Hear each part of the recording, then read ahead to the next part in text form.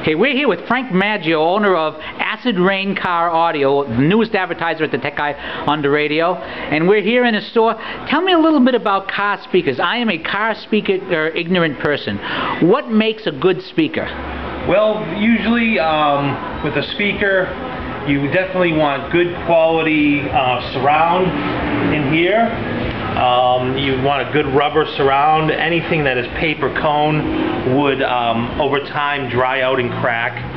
So there's some Kevlar made inserts now. There's hard plastic PVC and then a rubber surround. And that basically, the cheaper the speaker, you're going to get cheaper product materials. Now, I notice that this one has like 1, 2, 3, all these little pieces here. This one has a few less, and that one has just one. What's the difference between something like this and something like that in terms of sound quality, the sound it produces? Okay, the sound production on the Kenwood here, you have 4 tweeters and then your mid-range driver.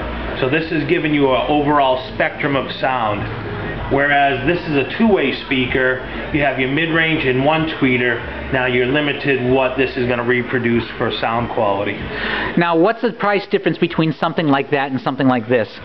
Well, just to compare 6x9s, this is $100 for a pair. The Audio Bond, this is a 5-way speaker. This Audio Bond speaker is a 3-way, and this is $75. Now as far as 6.5s go, which is this size here, this Clarion is $65 a pair compared to these Hyphonics right here, which is $75 a pair. This is a little bit better quality than the Clarion. Now I noticed you have this huge thing, this audio pipe capacitor over here. Can you tell me what that is and why you might need it in a car? Sure. For the enthusiast who likes their quality music, they'll have a subwoofer amp in their trunk, and that produces the power to push the subwoofer box, which is this right here.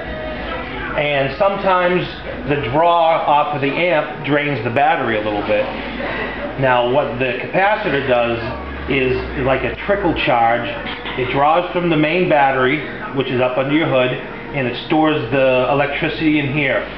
When the power amp starts pulling more electricity, this drops all the power it's charging to the amp instead of drawing off your battery and creating too much of a draw. So something like this you'd recommend in a car if you're going to put in any kind of decent speakers? If you were going to put 1,000 watts to 2,000 watts of power, you would go with this size capacitor. This is a 1.5 farad. And it's recommended for every 500 watts of power amp, you need 1 farad. So this would be good up to a 1,500 watt power amp. Now you told me something that literally blew me away. You told me that there are competitive sound contests for audio. Can you tell us, my listeners and readers, a little bit about that? Because some of them probably never heard of such a thing. Well, in the Northeast, in the summertime, you have car shows throughout the Northeast.